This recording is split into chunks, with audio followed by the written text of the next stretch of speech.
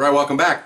I'm RealCopStoriesVideos.com. Over 370 cop stories. Please look them up. A lot of gross alerts, regular police work, but I had 4 years in Vice, about 5 years in gangs.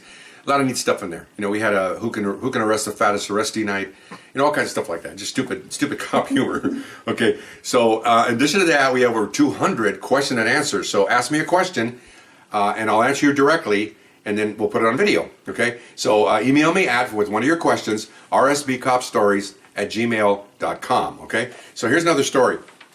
I was top step working South Los Angeles, had a 9-person squad working for me with about 5 loonies. So I had about 14 people. I had one assistant supervisor. A lot of moving parts. We did search warrants every day. The time was there almost 2 years. We did over 400. Not a single shooting. I think we had 2 or 3 uses of force where we had to physically put someone on the ground, but that was it. There was no beatings or nightsticks or anything like that. No tear gas, no tasers. Very proud of those guys, and I didn't do any of it. It was my 8 people with help that did it all. I didn't put handcuffs on anybody. Okay, so that's a tribute to those guys and girls. There was also girls there that I selected. So you can imagine each of those guys, 9 guys, they're all trying to make cases. Remember, we're doing warrants every day, so you have to do a warrant. Let me just a little bit here. You get an informant, you get a clue on a location, a house or a project building or whatever. You go out to that location, you give money to the informant, you watch the informant. He makes the buy from the house residence, comes back, you drive away, he hands you the dope, you pay him his money, and then with that information, you go write a search warrant, and then 1 or 2 days later, you serve the search warrant. It's pretty simple. No, not simple, but it's pretty routine kind of thing.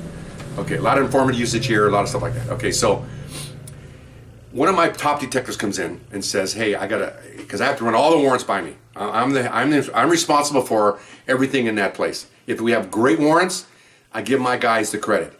If we have something go sideways, someone gets shot or beat, they're going to assess the blame to me and the responsibility, which I accept it.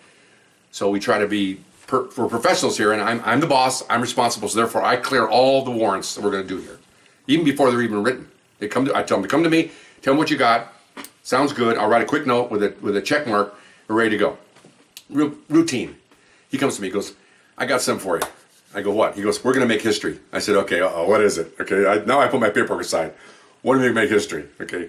It's either history or oh my gosh. Okay. He goes, "Well, we have a small pharmacy in our area that is. I stopped an informant a few blocks away, and because I recognized him, and as we pulled up, he threw down a bunch of Oxycontin. Okay, so we hooked him up, and I'm talking to him on the way to the station here. So in fact, he's in there right now. He says that pharmacy is handing out dope like crazy. People walk in with phony prescriptions. There's 2 doctors in there. They have a examination room, quote examination room. Guys walk in. This guy walked in. My back hurts. Here's a prescription. Goes around to the other side, and they fill it. Okay, and not fill it with like 40 pills. A couple of hundred, okay? And of course, those guys go out and they keep up a part of it, and they sell the rest of them. So this was going like crazy. So I thought it was weird that you'd have doctors working in the pharmacy. I thought that was kind of strange. I don't know the rules of that. I don't think you're supposed to. I have no idea. To this day, I don't know. I'm out of the law enforcement, but so I thought. Well, he goes, "Yeah, I'm not sure about that either. I'll check on it." He goes, "Okay, let me know what happened." So at the end of the day, next day he comes with me. He goes, "Okay, I called the FDA. I called the state board or whatever." He says they want us to take this down. So I'm going to tell them, I'm going to write the warrant with proof from me. Want us to write the warrant.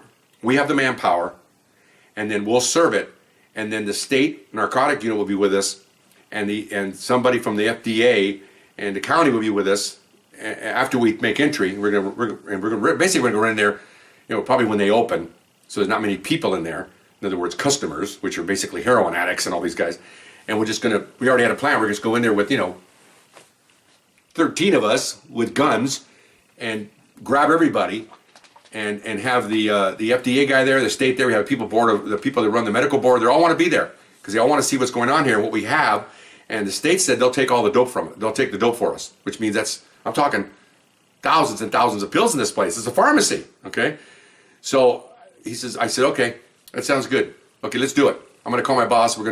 This is going to be pretty cool. We'll make good press here.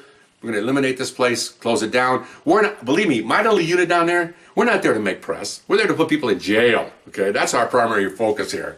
Okay, the press will come when it comes. Okay, I said we're gonna make history here because we're gonna take a pharmacy down and we're gonna pop the pharmacists, we're gonna pop the doctors and all this stuff. Okay, fine. So we're even thinking about having it's all preliminary. I'll tell you why we were thinking about things. We had a lot of undercover officers working narcotics in different parts of the city. We were going to bring one in, and this happened to be a black area, so we were bringing a black officer. Ironically, I hired him years later when I made Top Step. Good guy. I don't know who he is. He's been around my house a few times. Undercover officer, black kid, great guy. Oh my gosh. And he was doing a lot of stuff in the other part of the city, undercover work. So I said, I'll bring this guy in, and we'll even have him go in there, get an exam, get the prescription. So we have a cop that went in there undercover and exposed all this, along with just grabbing heroin addicts and all that stuff. He goes, that's good. Okay, so we're planning this in the preliminary stages. Okay. I told him, why don't you stop what you're doing on your warrants and just work on this? Okay. So he's over there on a separate desk because all these guys I got 9 guys out here working different cases. He's doing that. That's all he's doing. I said, this is very good. Call my boss. He says, had a good lieutenant by that time. Excellent. Keep me appraised. I want to go with you. Oh yeah, this is going to be big. It's good. We're going to have 25 to 30 people hit this place. Whereas actually, we're going to hit it with 13. The rest of the hanger-oners are coming afterwards. Okay, when the danger's over with. Okay, we'll take the danger. Okay, we have shotguns and all that good stuff, which is, it's fine. It's what we do. Okay, so he worked on a couple days. We're doing other warrants every day. So every morning he'd go over there and try to see if he could pick off an addict, this detective. So for more evidence, get affidavits from them, and all that good stuff. You know, so you learn to build a case without actually going inside the place. If you grab somebody coming out of the place and he's got pills, and you get his statements on how he got the pills, you can add that to your file. And then when you do the case, you can present to the district attorney all these addicts that you got, and they make almost all the exact same statements coming from that guy and that guy. They're explaining what the pharmacist looks like and all that stuff. So you've got them all right here.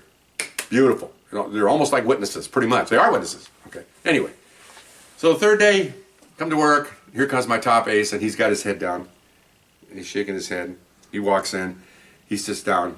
I look over. It was early, like 9:30. I get up and I go over there. What's going on? He goes, well, I got here early, and I drove out there just to do a recon because I'm getting ready. I'm doing a diagram of the place. I'm getting ready for, if we do enforcement, we want to know where the back doors are at and all that stuff. I drove out there, and the streets are closed off. What? There's fire trucks everywhere. The place burned to the ground. I go, what? He goes, it burned to the ground. Everything's done. I said, oh. That time my assistant comes in. I said, hey, watch the office, the store. I'm going to go with this guy. We're going to take off. Okay, so we take off. I want to see for myself, man. I'm going to go by this place too, because now we're getting ready to do a big case here. So I go by, as I'm traveling to different places, I go by every day to see what's going on. Yeah, pretty cool. You know, you can see people coming and going, like a little anthill. You know, people constantly going in and out. Well, of course, it's an addict paradise for pills and everything else, codeine and, you know, you name it. They're in there getting all kinds of illegal stuff. Okay, so anyway, so I'm sitting there looking at this, and the fire apparently happened like in the middle of the night, because right now the streets are still closed off, but you know, it's like one truck and one guy with a hose, and they're just standing around. You see smoldering, they're looking for hot spots. I guess is what they're doing, and it's pretty much done. You know, pretty much done. So I'm like, oh my gosh, you know. All right, so we get in our car and we're driving back, and you know, he's really dejected, man. It's like, you know, because this is going to be. He liked doing this, and I like doing it too. I would, if I was his level, I'd love this, you know. So hey, I said, you all right? He goes, yeah, boy, I thought I were going to do something good here. So did I, man. This is going to be unprecedented. It would have been really neat. He goes, yeah. Can I ask you a question? He goes, what? I said, were you getting overwhelmed by this? He goes, no, this is great. Okay. And he goes, well, boss, why you ask that? Well, I thought maybe you got overwhelmed with it. Maybe you came back here in the middle of the night and burned the place down. He goes, what? I go, come on, I'm making a joke. He goes, oh, that's not funny, man. I said, what? Then he starts to defending himself. I really want to do this. I said, no, calm down. I'm just making a joke, okay? Sometimes things happen, okay? Now, how much time do I have left? I hope I have enough time, okay? Let me tell you why I said that. This is an offshoot. When I worked Vice, we had bathrooms in other parts of the city, and there was one where we were loaned to this unit to help the narcotic officers arrest guys in bathrooms playing with each other, pretty much, okay? And it was an old bathroom built in a park. Had been there for 30 years or whatever. And unfortunately, when you have a place that's constantly active, someone has to respond to the chief's office, basically, about a complaint about lewd acts. And that's an open case, but open for a year. And an officer will come in, do his tour, and have to make monthly reports on how many times you checked the place, how many arrests you made, but you can't close the investigation because that's ongoing. It's not stopping. Okay, that officer leaves, another officer comes in, he gets the case. He has to go report. You have to make at least 4 checks a month. You have to write down the report, official report, explain why you haven't closed it yet. It was an open, we call it open case forever, kind of like a homicide case. It never goes away. Okay. Well, vice cops hate that stuff. You want to go out there and arrest people. You want to be bogged down by this stinking report. So this one bathroom had this problem, and when I went over there one time on loan, they were telling one of the vice cops was telling about this problem. I go, oh man, that sucks, because you want to get the case done, over with. You get a clue, you go out and investigate it, you make an arrest, you close it, and you're done. You go to the next one. You won't, He goes, yeah. And we were gone for like 4 months. Came back on loan again, and we were checking we're checking bathrooms. That's our job, to check these bathrooms. And I go by this place, and it's burned to the ground. So I go back to their station, and I met the guy that told me about, that was his case, told me about that place. And I go, hey man, it burned down. He's like this. He goes, yeah. Okay, I don't have to have a house fall on me like the Wizard of Oz to figure out what happened here. And so I lean over, we're in an office, I lean over and I go, you had the case, right? I'm just say louder so you can hear me. I said, you had the case, right? He goes, yeah. What happens now? He goes, I can finally close the case. After 2 years, the place burned down. I go, wow, how gratuitous is that? How weird is that, huh? He looks at me and goes, yeah, kind of strange, huh? And he just smiled in his face. I go, well, whatever. He goes, yeah, whatever. And we just walked off and went our separate ways. I don't want to know nothing. I don't think about arson. I don't know. Is it arson? If it's a bathroom who's the victim? The city? Okay, yeah, but who's hurting here? Who's helping here? That's an skewed look at it. I know it is, okay? But when you burn it down, are you hurting the gays? Or not gays, but you're hurting the people that like to go inside and do things? You're cramping their style? Are you helping the officer? He can go off and do other important vice investigations instead of investigating this bathroom for a year? Okay, who benefits here? Who are you hurting here? Okay, so it's about mixed feelings there. It was pretty funny, man. So we worked all day. We actually worked all week there, and not with this guy, but we're working within the unit. We're doing other cases and doing other bathrooms and stuff, and doing a lot of other vice things, prostitution and stuff. So at the end of the week, we're leaving. Hey, nice working with you guys. Okay.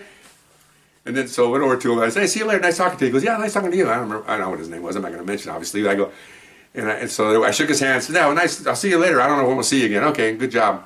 And then we're just him and I stand there, and I go, I shook his hand. And I go, he goes, what's the matter?